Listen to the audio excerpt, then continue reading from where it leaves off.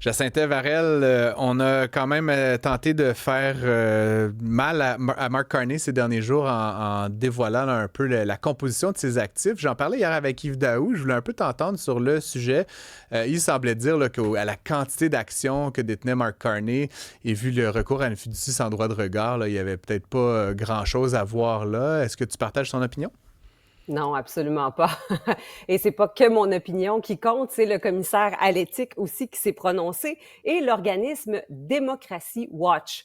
L'organisme Democracy Watch qui assure de veiller à la transparence et à l'éthique des différentes formations politiques sur le plan fédéral et provincial. C'est un organisme canadien basé à Ottawa. C'est un organisme crédible qui n'est pas politique et qui est sorti aujourd'hui pour dénoncer que finalement c'est un écran de fumée, cette fiducie sans droit de regard, et il y a lieu de s'inquiéter pour les Canadiens, tout comme le commissaire aussi à l'éthique qui s'est prononcé le 12 juillet dernier, parce que on sait maintenant que Mark Carney a des liens passés ou actifs avec 103 entreprises. Il détient 574 titres financiers. Mm-hmm. Et là, bien sûr, on peut se dire ce sont énormément de liens financiers, mais ce que Democracy Watch nous avise, et le commissaire à l'éthique aussi, c'est que même si ces titres ont été placés sous fiducie sans droit de regard, Mark Carney a pu nommer le titulaire de cette fiducie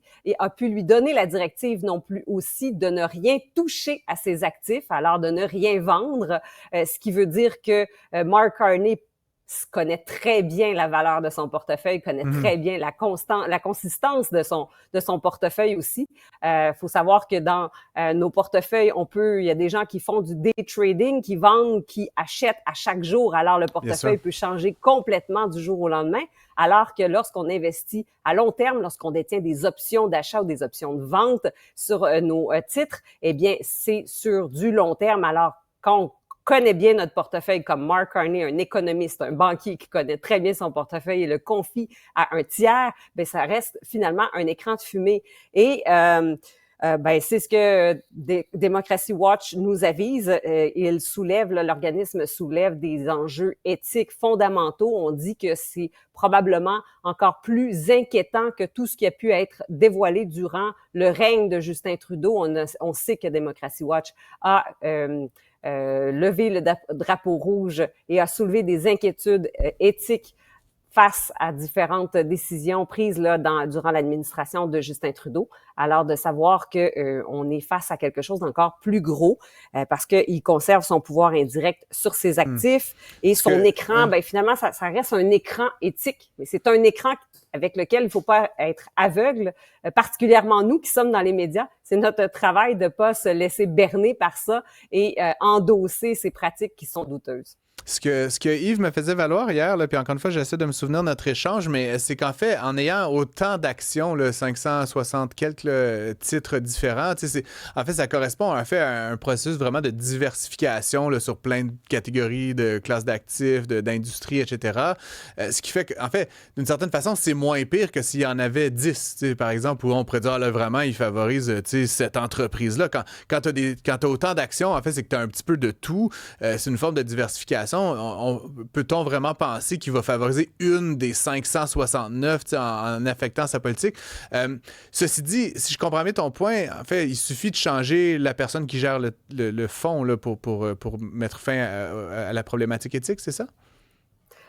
En fait, il s'agirait de vendre ses actifs pour être totalement indépendant parce qu'il reste que sur ces 574 titres, on ne sait pas quelle est la valeur de chacun de ces investissements dans chacun des titres. Alors, s'il détient 30% dans les énergies renouvelables, par exemple, ou dans le secteur X très précis, après ça, à titre de premier ministre ou même son cabinet des ministres peuvent favoriser certaines politiques, aller de l'avant dans certains secteurs qui vont favoriser son portefeuille. Donc, même si c'est beaucoup de titres, on ne connaît pas la valeur de chacun de ces titres, on ne connaît pas la proportion dans chacune des entreprises. Et ça, c'est particulièrement inquiétant parce que on pourrait se retrouver avec des décisions, des politiques qui sont prises qui vont en faveur de son portefeuille qu'il connaît très bien. Et je vous rappelle que nous, on ne connaît pas la valeur de ses actifs. On n'est pas en mesure d'apprécier combien de pourcentages sont distribués dans ces 574. Oui, je comprends. Absolument. Fred Bastien? Oui, bonjour Jacinthe, merci pour tes lumières.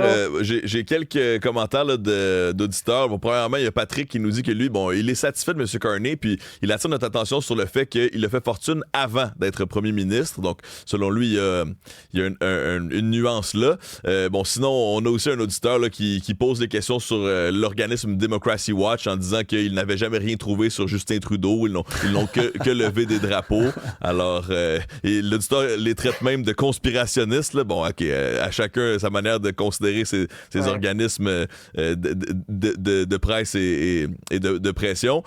Puis sinon, c'est ça. On pose la question de la richesse avant la position politique. Mais moi, c'est sûr que on demande le plus de transparence possible de la part de nos politiciens, ça, c'est certain. Oui, moi, ma question, puis je reviens sur ce que tu disais, Jacinthe, tu sais, demander de vendre toutes les actions. Bon, tu sais, j'ai pas de mémoire, là, puis encore une fois, tu sais, j'ai pas fait de recherche en ce sens-là, mais je me rappelle pas qu'on ait jamais exigé ça d'aucun politicien, là, je veux dire.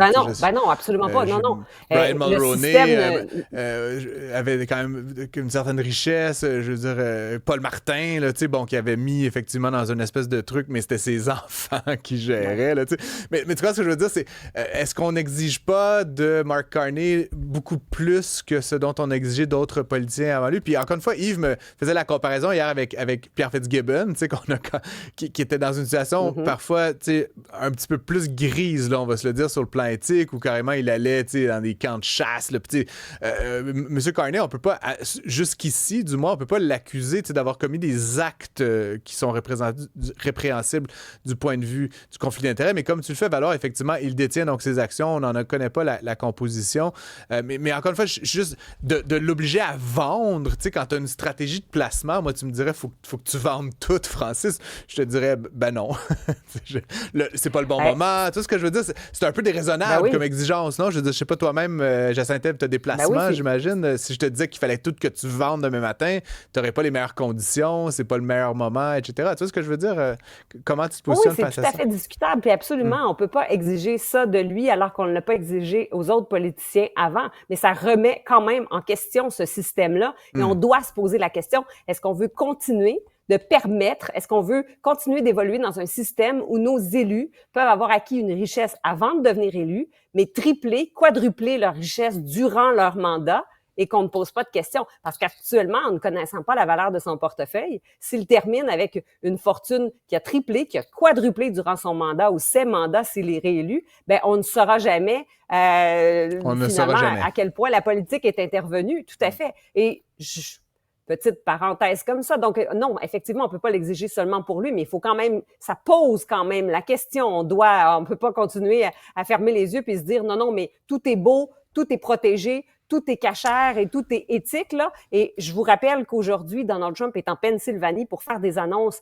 d'investissement massifs en énergie. Et comme par hasard, parce qu'il y a toujours des discussions de corridors, des discussions confidentielles dont on n'aura jamais la teneur, mais comme par hasard, il investit massivement en intelligence artificielle, et notamment dans Google, qui a annoncé dans cette même vague d'investissement majeur du gouvernement de Donald Trump qu'il y aura un partenariat avec le géant financier Brookfield Asset Management. Je laisse le dernier mot à Fred Bastien. Ouais, c'est nos auditeurs là, qui en a finalement qui abondent dans le sens de Jacinthe. Bon, il y a Guy qui dit, bon, avec le retrait de la taxe GAFA, est-ce que Carney a exigé que les GAFA débloquent la publication de nos médias canadiens? Non, car selon Guy, il ne veut pas leur nuire. Bon, dans ce fameux portefeuille d'actions, il y avait des compagnies américaines.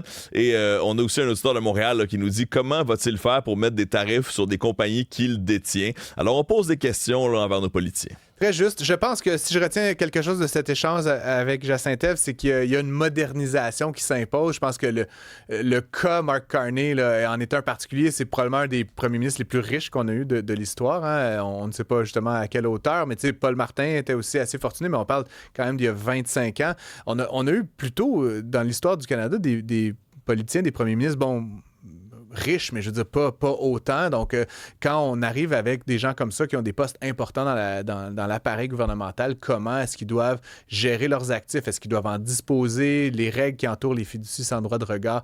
Il y a vraiment quelque chose là, d'assez majeur. Paradoxalement, Mark Carney est probablement la meilleure personne pour faire une transformation comme celle-là, puisqu'il en connaît intimement les règles, mais en même temps, même sur la mise en œuvre de nouvelles règles, il serait en conflit d'intérêts. Bref, complexe question. Jacinthe, merci beaucoup de la soulever. Très intéressant, comme toujours, d'échanger avec toi. On se retrouve demain, même place, même heure. Puis j'invite évidemment les auditeurs à commenter. Est-ce que Mark Carney devrait, oui ou non, vendre ses actifs? Est-ce qu'il devrait y avoir des règles plus serrées? Puis on peut élargir ça à tous les politiciens au Québec, au Canada, ailleurs, des règles plus serrées sur comment ils gèrent les fortunes qu'ils ont accumulées avant d'entrer en poste. 1-877-827-2346.